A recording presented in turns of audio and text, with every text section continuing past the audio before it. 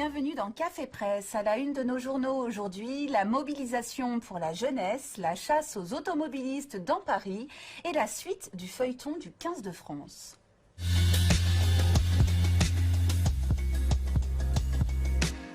À la une du Parisien aujourd'hui, un appel, celui de 158 personnalités, chefs d'entreprise, intellectuels ou artistes qui se mobilisent ensemble pour sauver la jeunesse. Parmi les signataires, le chanteur Abdel Malik, le chef pâtissier Pierre Hermé, le directeur du football mondial Arsène Wenger ou encore Xavier Niel. Dans une tribune publiée dans Le Parisien aujourd'hui en France, il propose que soient organisés des états généraux de la jeunesse. Notre ambition et notre audace collective doivent être à la hauteur de ce qui a prévalu pour reconstruire l'Europe après la Seconde Guerre mondiale. L'enjeu est l'avenir de la jeunesse, l'enjeu est notre avenir. Non à une génération sacrifiée, s'engage Le Parisien qui donne la parole à ces jeunes âgés de 19 à 28 ans et au quotidien bouleversé. Léa, la plus jeune, en première année de droit à Bordeaux, confie sa solitude. Les cours sont exclusivement en ligne et mon meilleur ami, jour et nuit, c'est mon ordi, c'est dur à vivre. Bakary, salarié dans l'hôtellerie, nourrit des regrets face à l'attitude adoptée par Emmanuel Macron. Le fait qu'on ait un président jeune aurait pu changer beaucoup de choses, mais s'enfermer dans un bunker pour décider alors qu'on ne vit pas la réalité, ça ne marche pas. On ne met pas assez les jeunes en avant dans ce pays. Pour le président du Cercle des économistes, Jean-Hervé Lorenzi, il est urgent de réagir. L'avenir d'un pays, c'est sa jeunesse. Or, si l'on reste sans agir, la nôtre risque de devenir le problème numéro 1 du gouvernement. Ça représente quand même 9 millions de personnes qui ont entre 18 et 28 ans.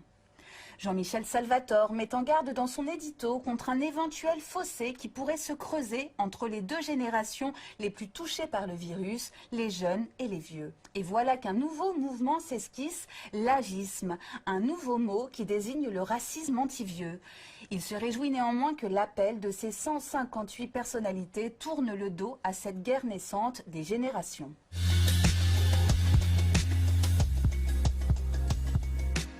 Un autre fossé est en train de se creuser dans les rues de la capitale, cette fois entre riverains et automobilistes. Paris veut supprimer 70 000 places de parking, annonce Le Figaro. C'est David Béliard, responsable au transport, qui l'a annoncé mercredi. Jusqu'à 70 000 places pourraient disparaître, l'équivalent de 60 hectares, ce qui correspond à 3 fois le parc des Buttes-Chaumont. En remplacement de ces places de parking, les Parisiens ont été consultés pour savoir ce qu'ils aimeraient y trouver. Composteurs, mobilier urbain ou stationnement sécurisé pour les vélos ressortent de leurs réponses. Le Figaro se demande si Anne Hidalgo, dont la candidature à la présidentielle semble se profiler, ira jusqu'au bout dans ce plan qui fera forcément grincer des dents. Sur cette candidature, justement, elle revient dans Le Parisien et reconnaît y songer, d'autant plus en raison de la menace d'une victoire probable du Rassemblement national. Cependant, elle ne fera savoir ses intentions qu'à l'automne. Si les sondages actuels sont loin d'être à son avantage, elle affirme ne pas en prendre ombrage. Si j'avais regardé les sondages il y a 2 ans, je n'aurais pas été réélue maire de Paris. Désignée personnalité politique de l'année par le prix Trombinoscope, Anne Hidalgo confie avoir été touchée. C'est la reconnaissance d'un travail, d'un engagement et d'une méthode.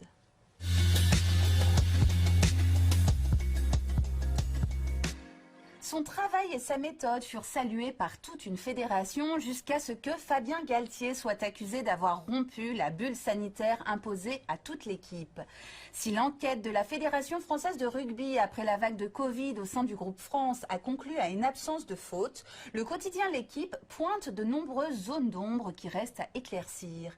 C'est Roger Salamon, épidémiologiste et président de la commission médicale de la Fédération française de rugby, qui a rendu ses conclusions et reconnu une erreur de communication. Les gens n'ont pas bien compris ce qu'était une bulle. Une bulle sanitaire, ce n'est pas un endroit clos.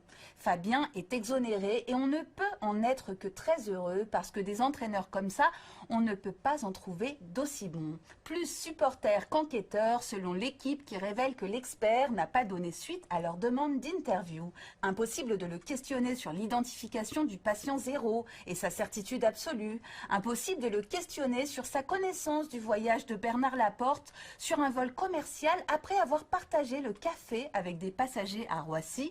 Impossible de le questionner sur la bamboche organisée à Marcoussis le 16 février dernier.